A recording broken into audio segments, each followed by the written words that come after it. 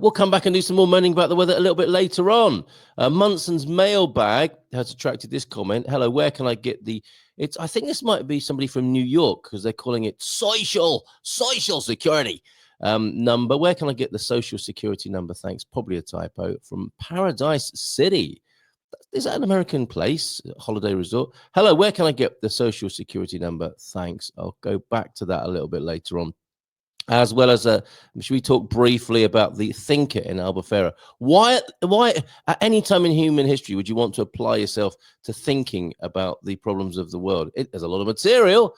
And how much caffeine do you think is in an espresso shot compared to a brewed coffee? Not that we drink much brewed coffee, it has to be said, here in Portugal.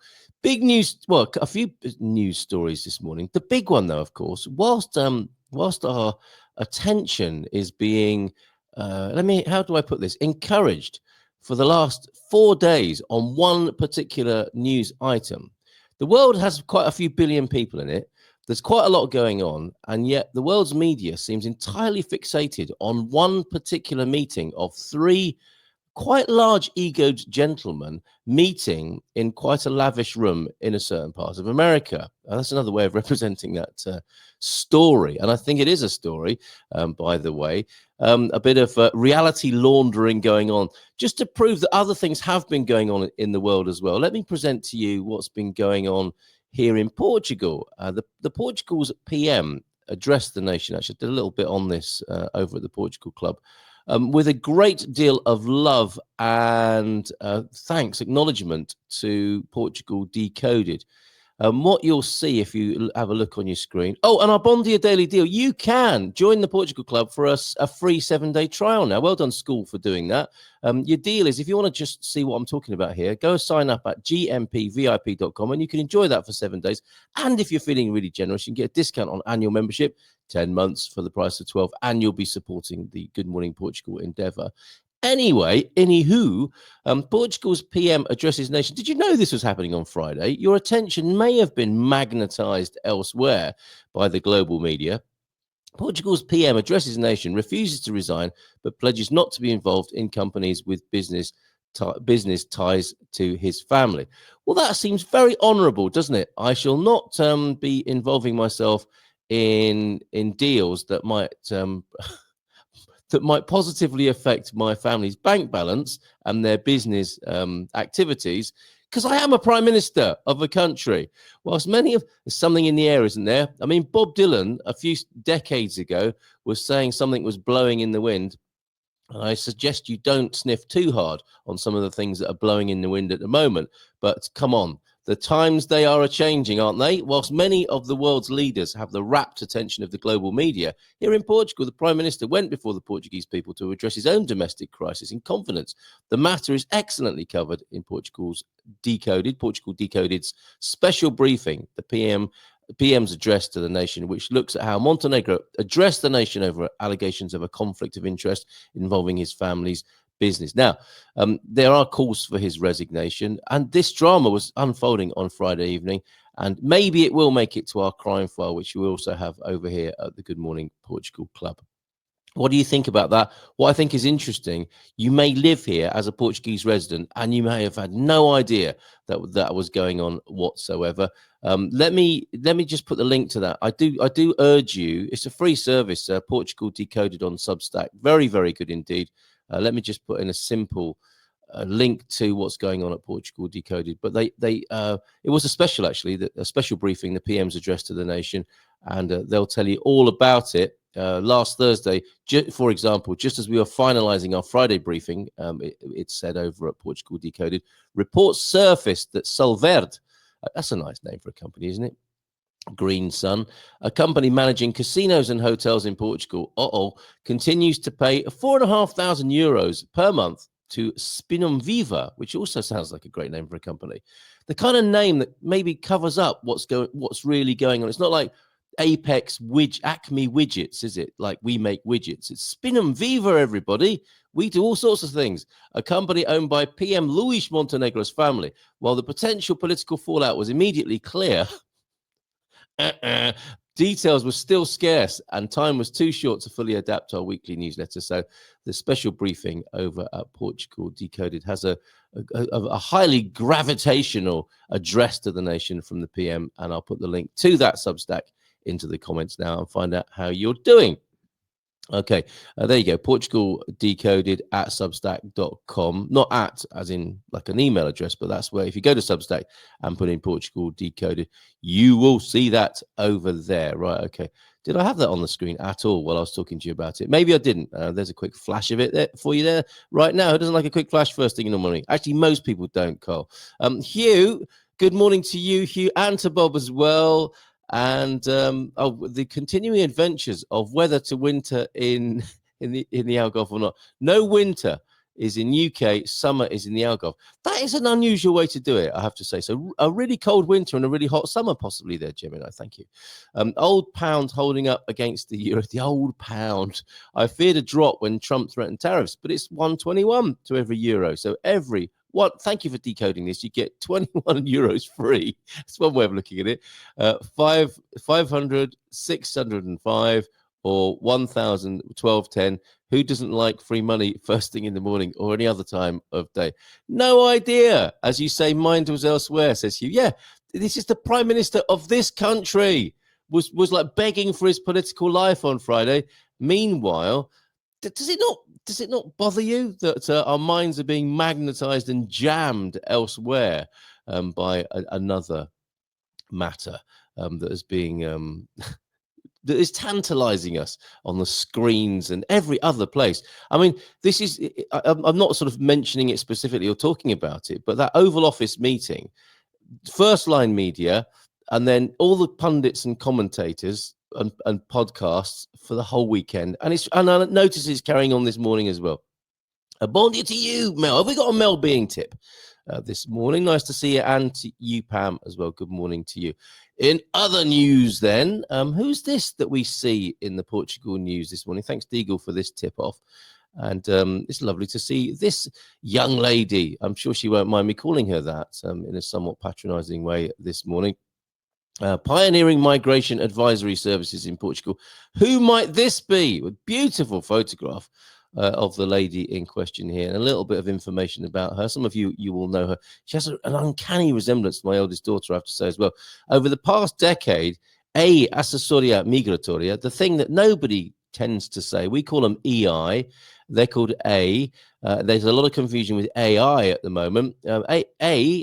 To give them their correct pronunciation, and Gilda's company and colleagues has been at the forefront of supporting individuals and businesses with international relocation. Did you know this about Gilda Pereira? I am the granddaughter and daughter of immigrants, and my whole life has been spent between two countries, I think I should say, Portugal and Angola. Gilda Pereira, founder of Assessoria Migratoria, told the Portugal News, from a young age, the theme of migration has always fascinated me. Some of my earliest childhood memories were of imagining myself working in New York, which I later associated with the United Nations headquarters. I think you're probably a little bit too outspoken and pragmatic to be on the UN staff there, Gilda. But who knows? As I envisioned being in a multicultural environment where many languages spoken, she recounted. You're off this now, isn't it? As a teenager, I pursued languages, studying English, French, Spanish, German, and 3 years of Russian. Good heavens. Didn't know that. Why don't you tell me something about yourself that other Gumpers might not know? Yes, you.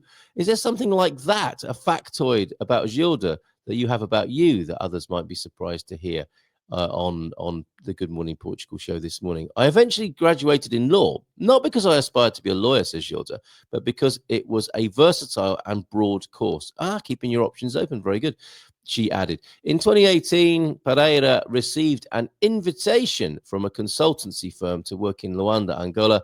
At the time, I was 27 years old and had always felt a strong connection with Africa, so I accepted the challenge. Right, I'll put the link to that if you want to read more about the wonderful Gilda Pereira, who you can see with me on a Thursday evening on the Expats Portugal Town Hall. Another great picture of Gilda as well, with the great emblem of Portuguese migration, emigration and migration, and us lot landing here, right? The swallows returning and flying out of the country. There's the link to the interview with her in the Portugal news, everybody. Right. What's being said in the comments here? When all of mainstream media worldwide is only a few minutes. They can manipulate with a constant massage. No, and sadly not a constant message. I look behind the scenes for what led up to the moment and what they aren't saying. Yes, it goes back decades and centuries, really, doesn't it, Bob?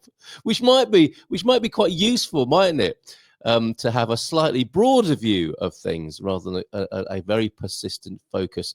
Yes, the world is a stage. All the world's a stage, and all the men merely players. They have their exits and their entrances, or is it the other way around?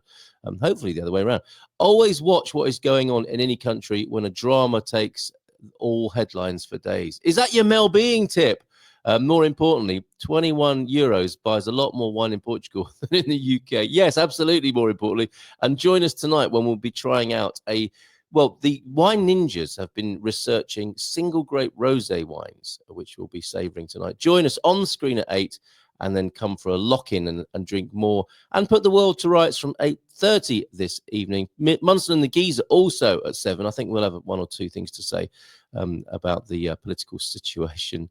Me and Tony Bryant at 7 this evening. Oh, and Frank is back. We're going to have a late night phone in. Frank Answers. Do you see what I did there? Frank Answers, our wonderful mate who has been with us in the Gumper community right from the beginning. He was an early co-creator of the Man Cave as well in 2020. And we welcome him back to our screen for some Frank Answers. He's like an agony uncle. He has his own agonies, and from his own agony experience, he will address any questions you have for him. Send them in by text or call in on 913-590-303. Shock news then. In the UK, Mrs. T, Mrs. Turner that would be, paid 50 quid for a bottle of wine in a Finsbury Park bar on Saturday. Do you know what? You could almost fly to Portugal, buy a bottle of wine, and fly home again if you get the flights right for less than 50 quid. Isn't that amazing? Get a great under a tenner bottle of wine here in Portugal and 20 quid flights. The jobs are good. And that is unbelievable. James can buy 3 bottles of wine for 10 euros. He's had to drink them all though because he doesn't want to be carrying them from Ericeira up to Espinho this week. Maybe he's drinking now to minimize the packing. Let's find out let's find out now. It's 20 past, everybody. Raj's Indian family in Portugal. Bon dia to you. Coach Ian, does a 50 quid bottle of wine give you a better hangover? Asked Eagle. I would want my own grape tree in a vineyard for 50 quid.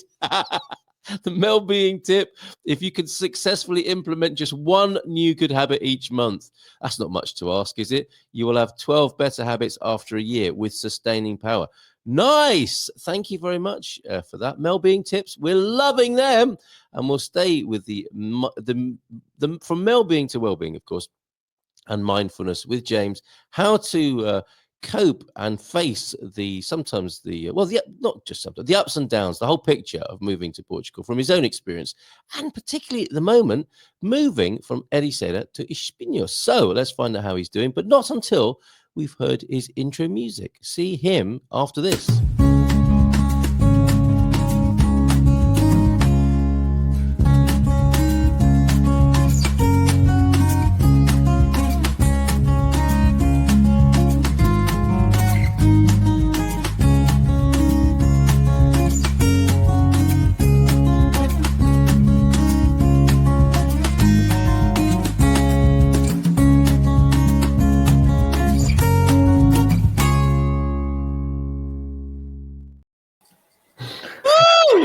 Bon dia! Hey, hold on a minute. The cowboy hat is still up on the wall. You are moving this week, aren't you?